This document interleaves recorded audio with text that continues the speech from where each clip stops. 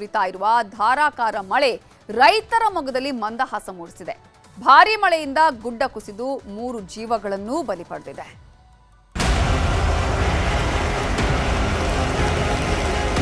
Complete ಆಗಿ ತಡೆಗೋಡೆ ಕುಸಿದು ತುಂಬಾ ಜನ ಸಾವು ನೋವಾಗಿದೆ ಗಮನಕ್ಕೆ ಬಂತು.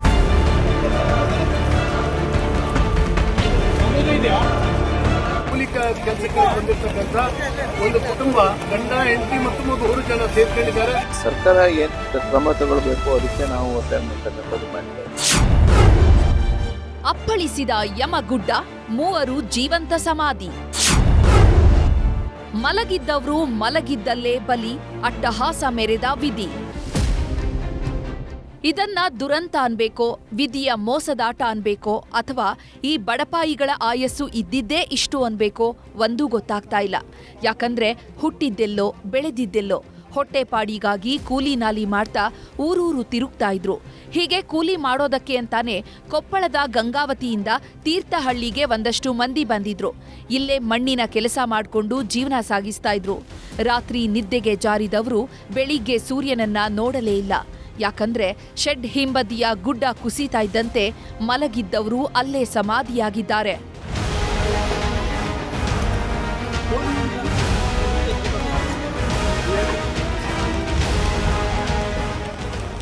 ಮಧ್ಯರಾತ್ರಿ 2:30 ಸುಮಾರಿಗೆ ಗುಡ್ಡ ಕುಸಿಯುತ್ತಿದ್ದಂತೆ ಇವರಿದ್ದ ಶೆಡ್ ಅಪ್ಪಚ್ಚಿಯಾಗಿತ್ತು.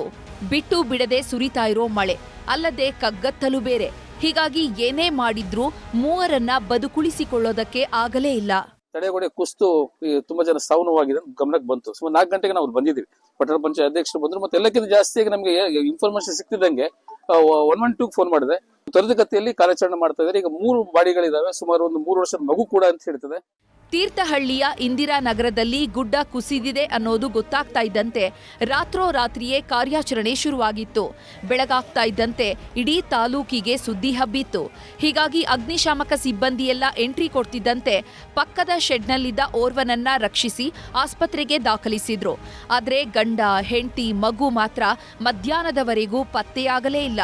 2 ದಿನದಿಂದ ಸುರಿದಂತ ಮಳೆಯಲ್ಲಿ ಈ ತರ ಆಗಿರೋದು ತುಂಬಾ ದುರದೃಷ್ಟಕರ. ರಮೇಶ್ ಗೌಡ್ರು ಅನ್ನೋರು ಅವ್ರ ಮನೆ ಬ್ಯಾಕ್ ಸೈಡ್ ಮಣ್ಣು ಮತ್ತೆ ದರೆ ಕುಸಿದು ಅವ್ರ ಮನೆ ಮೇಲೂ ಬಿದ್ದು ಅವ್ರ ಮನೆ ಫುಲ್ ಹಾನಿಯಾಗಿದೆ. ಅವ್ರ ಮನೆ ರಮೇಶ್ ಗೌಡ್ರಿಗೆ ಸ್ವಲ್ಪ ಪೆಟ್ಟಾಗಿದೆ, ಮೈ ಕೈಗೆಲ್ಲ ಪೆಟ್ಟಾಗಿದೆ. ರಾತ್ರಿ 3:30 ಗಂಟೆಗೆ ಏನಾಯ್ತು ಅಂದ್ರೆ ಒಂದು ಕಲ್ಲು ಬಂದು ಆ ಶೆಡ್ ಮೇಲೆ ಬಿತ್ತು. ಶೆಡ್ ಮೇಲೆ ಬಿದ್ರು ಕೂಡಲೇ ಅವರು ಅದ್ರೊಳಗಿದ್ದವರು ಶಬ್ದ ಆದ್ರು ಕೂಡ ಎಲ್ಲ ಹೊರಗಡೆ ಓಡ್ ಬಂದ್ರು. ಅವ್ರ ಪಕ್ಕದಲ್ಲೇ ಮಲಗಿದವನೊಬ್ಬ ಅವ್ರಿಗೆ ಎಪ್ಸಿ ಅವ್ರ ಪಾಪ ಎದ್ದು ಹೊರಗಡೆ ಬರೋದು ಅಷ್ಟರೊಳಗೆ ಪೂರ ಮಾಡಿ ಅವ್ರ ಮೇಲೆ ಬಿದ್ದ್ಬಿಡ್ತು. ಬಿಲ್ಡಿಂಗೇ ಬಿದ್ದ್ಬಿಡ್ತು ಅವ್ರ ಮೇಲೆ. ಮಧ್ಯರಾತ್ರಿಯಿಂದ ಸತತ 10 ಗಂಟೆಗಳ ಕಾಲ ನಡೆದ ಕಾರ್ಯಾಚರಣೆ ಬಳಿಕ ಗಂಡ, ಹೆಂಡತಿ, ಮಗು ಒಂದೇ ಜಾಗದಲ್ಲಿ ಪತ್ತೆಯಾಗಿದ್ದಾರೆ. ಇಲ್ಲಿ ಬದುಕು ಕಟ್ಕೊಳ್ಳಿಕ್ಕಾಗಿ ಕೂಲಿ ಕೆಲಸಕ್ಕೆ ಬಂದಿರತಕ್ಕಂತ ಒಂದು ಕುಟುಂಬ ಗಂಡ, ಹೆಂಡತಿ ಮತ್ತು ಮಗು 3 ಜನ ಸೇರ್ಕೊಂಡಿದ್ದಾರೆ. ಬೆಳಿಗ್ಗೆ 5 ಗಂಟೆಯಿಂದ ಕಾರ್ಯಾಚರಣೆ ಪ್ರಾರಂಭ ಆಗಿದೆ. ಈಗ ಕಾರ್ಯಾಚರಣೆ ಮುಗಿದಿದೆ. 3 ಶವಗಳು ಸಿಕ್ಕಿದೆ. ಸಾವಿನ ಕೈಯಿಂದ ಬಚಾವಾದ ಸಾಕುನಾಯಿ. ಇನ್ನು ಗುಡ್ಡ ಕುಸಿತದ ವೇಳೆ ಕಾಂಪೌಂಡ್ ಬಳಿ ಸಿಲುಕಿದ್ದ ಸಾಕುನಾಯಿಯೊಂದು ಗ್ರೇಟ್ ಎಸ್ಕೇಪ್ ಆಗಿದೆ. ಮಣ್ಣಿನಡಿ ಸಿಲುಕಿ ಒದ್ದಾಡ್ತಾ ಇದ್ದ ನಾಯಿಯನ್ನ ಅಗ್ನಿಶಾಮಕ ದಳದ ಸಿಬ್ಬಂದಿ ರಕ್ಷಣೆ ಮಾಡಿದ್ದಾರೆ. ಇನ್ನು ಶಿವಮೊಗ್ಗ ಜಿಲ್ಲೆಯಲ್ಲಿ ಮಹಾಮಳೆಯ ಸುನಾಮಿಯೇ ಎದ್ದಿದೆ. ಕಳೆದ 3-4 ದಿನಗಳಿಂದ ಧಾರಾಕಾರ ಮಳೆಯಾಗ್ತಾ ಇದ್ದು ತೀರ್ಥಹಳ್ಳಿಯ ಪುರಾಣ ಪ್ರಸಿದ್ಧ ರಾಮಮಂಟಪ ಮುಳುಗಡೆಯಾಗಿದೆ. ತುಂಗಾ ನದಿ ಹುಚ್ಚೆದ್ದು ಹರಿತಾ ಇದ್ದು ನದಿ ಪಾತ್ರದ ಜನರನ್ನ ಸುರಕ್ಷಿತ ಸ್ಥಳಕ್ಕೆ ರವಾನಿಸಲಾಗಿದೆ. ತೀರ್ಥಹಳ್ಳಿ ತಾಲೂಕಿನ ಕಡೆಮನೆ ಜನ ಅಕ್ಷರಶಃ ನರಕ ಅನುಭವಿಸುತ್ತಿದ್ದಾರೆ. ನರಟೂರು ಗ್ರಾಮ ಪಂಚಾಯಿತಿ ವ್ಯಾಪ್ತಿಯ ಕಡೆಮನೆ ಗ್ರಾಮದ ಸೇತುವೆ ಮೇಲೆ ನೀರು ಹರಿತಾ ಇದ್ದು ವಾಹನ ಸವಾರರು ಪರದಾಡ್ತಿದ್ದಾರೆ. ಮಲೆನಾಡು ಭಾಗದಲ್ಲಿ ಮಳೆರಾಯ ಅಬ್ಬರಿಸಿ ಬೊಬ್ಬಿರಿಯುತ್ತಿದ್ದಾನೆ. ಸಕಲೇಶಪುರ ತಾಲೂಕಿನ ಯಡಕುಮರಿ ಬಳಿ ಸಾಲು ಸಾಲು ಅವಾಂತರಗಳು ಸೃಷ್ಟಿಯಾಗಿವೆ. ಮಳೆ ಅಬ್ಬರಕ್ಕೆ ರೈಲ್ವೆ ಹಳಿ ಮೇಲೆ ಗುಡ್ಡ ಕುಸಿದಿದ್ದು ಬೆಂಗಳೂರು ಮಂಗಳೂರು ಮಾರ್ಗದ ಎಲ್ಲಾ ರೈಲು ಸಂಚಾರ ರದ್ದು ಮಾಡಲಾಗಿತ್ತು. ನಿನ್ನೆ ಮಧ್ಯರಾತ್ರಿ ಗುಡ್ಡ ಕುಸಿದ ಪರಿಣಾಮ ಪ್ರಯಾಣಿಕರು ಪರದಾಡಿದ್ರು.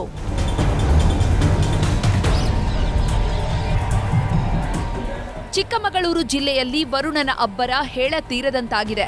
ಕೊಪ್ಪ ತಾಲೂಕಿನ ಜಯಪುರ ಸಮೀಪದ ಹಿರೇಗದ್ದೆಯಲ್ಲಿ ಧಾರಾಕಾರ ಮಳೆಗೆ ಗುಡ್ಡವೇ ಕುಸಿದು ಬಿದ್ದಿದೆ. ಕೂವೆ ಹಿರೇಗದ್ದೆ ಸಂಪರ್ಕಿಸುವ ರಸ್ತೆ ಪಕ್ಕದಲ್ಲೇ ಭೂಕುಸಿತವಾಗಿದ್ದರಿಂದ ವಾಹನ ಸವಾರರು ಪರದಾಡುವಂತಾಗಿದೆ. ಪಶ್ಚಿಮ ಘಟ್ಟಗಳ ಸಾಲಿನಲ್ಲಿ ಕಳೆದೆರಡು ದಿನದಿಂದ ಭಾರೀ ಮಳೆಯಾಗ್ತಿದೆ. ಚಿಕ್ಕಮಗಳೂರು ಜಿಲ್ಲೆಯ ಕೊಪ್ಪ ತಾಲೂಕಿನಲ್ಲಿ ಮಳೆ ಹೊಡೆತಕ್ಕೆ ಹಳ್ಳ ಕೊಳ್ಳಗಳು ಮೈದುಂಬಿ ಹರಿಯುತ್ತಿವೆ. ಮೆಣಸಿನಹಾಡಿಯ ಕಿರು ಸೇತುವೆ ಮೇಲೆ ನೀರು ಹರಿತಾ ಇದ್ದು, ಕೋಗ್ರೆ ಹೊರನಾಡು ಸಂಪರ್ಕಿಸುವ ರಸ್ತೆ ಸಂಚಾರ ಅಸ್ತವ್ಯಸ್ತವಾಗಿದೆ. ಇದರಿಂದ ವಾಹನ ಸವಾರರು ಹೈರಾಣಾಗಿದ್ದಾರೆ. ದಕ್ಷಿಣ ಕನ್ನಡ ಜಿಲ್ಲೆಯಲ್ಲಿ ಬಿಟ್ಟು ಬಿಡದೆ ಸುರಿತಾ ಇರೋ ಮಳೆಗೆ ಜನರು ಹೈರಾಣಾಗಿದ್ದಾರೆ. ಮಳೆ ಹೊಡೆತಕ್ಕೆ ಮಂಗಳೂರಿನ ಮಣ್ಣಗುಡ್ಡೆಯಲ್ಲಿ ಬುಡ ಸಮೇತ ಬೃಹತ್ ಮರ ಉರುಳಿ ಬಿದ್ದಿದೆ. ಅದೃಷ್ಟವಶಾತ್ ಬೈಕ್ ಸವಾರ ಕೂದಲೆಳೆ ಅಂತರದಲ್ಲಿ ಪ್ರಾಣಾಪಾಯದಿಂದ ಪಾರಾಗಿದ್ದಾನೆ. ಈ ಘಟನೆಯ ದೃಶ್ಯ ಸಿಸಿಟಿವಿ ಕ್ಯಾಮೆರಾದಲ್ಲಿ ಸೆರೆಯಾಗಿದೆ.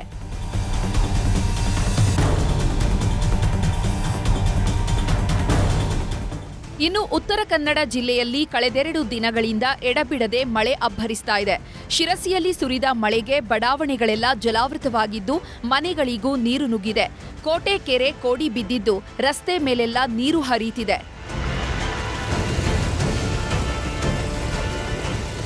ಮಹಾಮಳೆ ಆರ್ಭಟಕ್ಕೆ ಪಶ್ಚಿಮ ಘಟ್ಟದ ತಪ್ಪಲಿನಲ್ಲಿ ನದಿಗಳೆಲ್ಲ ಹುಚ್ಚೆದ್ದು ಹರಿಯುತ್ತಿವೆ.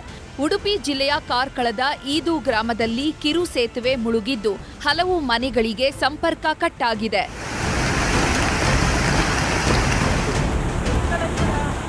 ಮಹಾರಾಷ್ಟ್ರದಲ್ಲಿ ಸುರಿಯುತ್ತಿರೋ ಮಳೆ ಬೆಳಗಾವಿ ಜನರಿಗೆ ಜೀವ ಕಳೆ ತಂದಿದೆ. ಕೃಷ್ಣಾ ನದಿ, ದೂದ್ಗಂಗಾ ಮತ್ತು ವೇದ್ಗಂಗಾ ನದಿಯಲ್ಲಿ ಕ್ಷಣ ಕ್ಷಣಕ್ಕೂ ನೀರಿನ ಮಟ್ಟ ಹೆಚ್ಚಾಗ್ತಾ ಇದ್ದು, ಚಿಕ್ಕೋಡಿ ತಾಲೂಕಿನ ಕಲ್ಲೋಳ ಗ್ರಾಮದ ದತ್ತಾ ಮಂದಿರ ಮುಳುಗಡೆಯಾಗಿದೆ.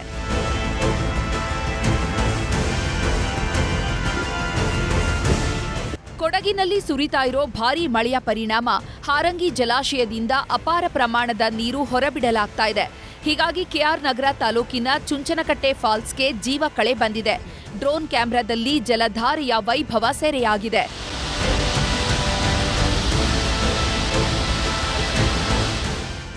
ಇನ್ನು ಕೇರಳದ ವಯನಾಡಿನಲ್ಲಿ ಮಳೆ ಅಬ್ಬರ ಕ್ಷಣ ಕ್ಷಣಕ್ಕೂ ಹೆಚ್ಚಾಗ್ತಾ ಇದ್ದು, ಕಬಿನಿ ಡ್ಯಾಂ ತುಂಬಿ ತುಳುಕ್ತಾ ಇದೆ. ಕೇರಳದ ಮಳೆಯಿಂದಾಗಿ ಕಬಿನಿ ಜಲಾಶಯಕ್ಕೆ 23,000 ಕ್ಯೂಸೆಕ್ ನೀರು ಹರಿದು ಬಂದಿದ್ದು, ತಮಿಳುನಾಡಿಗೆ 10,000 ಕ್ಯೂಸೆಕ್ ನೀರು ಬಿಡಲಾಗ್ತಿದೆ.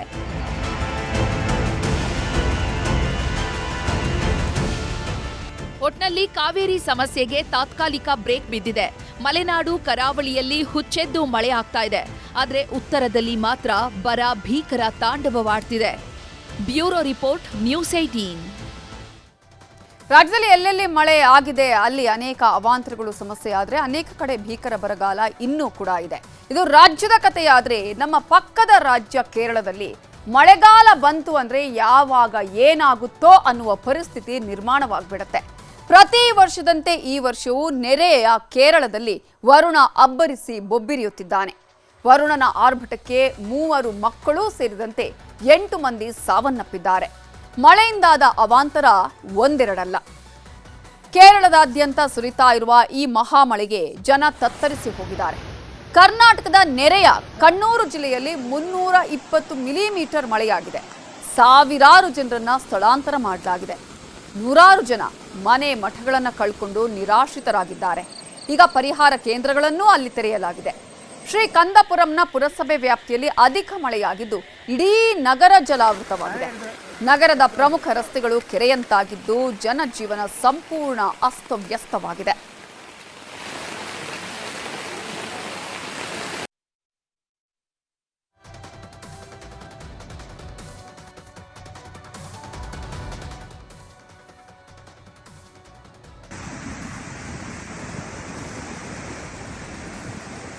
ಕಾಸರಗೋಡು ಜಿಲ್ಲೆಯಲ್ಲೂ ವರುಣ ಭಾರೀ ಅವಾಂತರವನ್ನೇ ಸೃಷ್ಟಿಸಿದ್ದಾನೆ. ಫಲವಯಾರ್, ಕಿನ್ನನೂರು, ಕರಿಂತಲಂ, ಪೆರೋಲ್ ಮತ್ತು ಕ್ಲಾಯಿಕೋಡ್ ಗ್ರಾಮಗಳಲ್ಲಿ ಭಾರೀ ಅನಾಹುತ ಸೃಷ್ಟಿಯಾಗಿದ್ದು ಪರಿಹಾರ ಶಿಬಿರಗಳನ್ನು ತೆರೆಯಲಾಗಿದೆ.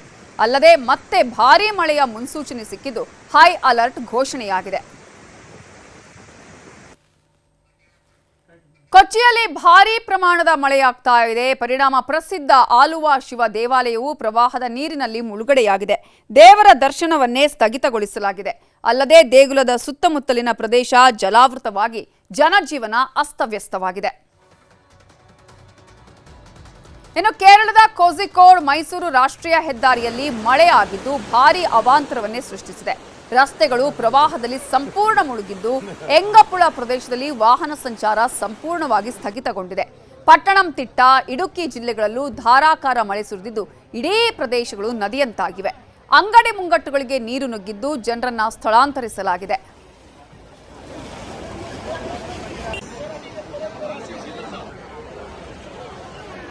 ಇನ್ನು ಗುಜರಾತ್ನಲ್ಲೂ ಧಾರಾಕಾರ ಮಳೆಯಾಗ್ತಿದ್ದು ಸಬರ್ಕಾಂತ ಜಿಲ್ಲೆಯಲ್ಲಿ ನಿರಂತರ ಮಳೆಯಿಂದಾಗಿ ಪ್ರವಾಹ ಸೃಷ್ಟಿಯಾಗಿದೆ.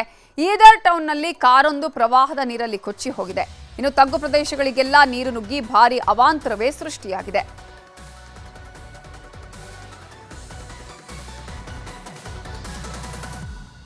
ಅಸ್ಸಾಂನ ಶಿವಸಾಗರದಲ್ಲಿ ಭೀಕರ ಪ್ರವಾಹ ಉಂಟಾಗಿದೆ. ನೇಪಾಳಿ ಖುಟಿ ಪ್ರದೇಶದಲ್ಲಿ ಪ್ರವಾಹದಿಂದ ಮನೆ ಮಠಗಳೆಲ್ಲವೂ ಹಾನಿಯಾಗಿದೆ. 10 ಜಾನುವಾರುಗಳು ಸಾವನ್ನಪ್ಪಿವೆ. ಮನೆಗಳನ್ನು ಕಳೆದುಕೊಂಡು ನೂರಾರು ಜನ ಬೀದಿಗೆ ಬಿದ್ದಿದ್ದು ಕಣ್ಣೀರು ಹಾಕ್ತಿದ್ದಾರೆ. ಬೋಟ್ನಲ್ಲಿ ತೆರಳಿ ನಟ ರಣದೀಪ್ ಹೂಡಾ ಪರಿಹಾರ ಸಾಮಗ್ರಿಯನ್ನ ವಿತರಿಸಿದ್ದಾರೆ.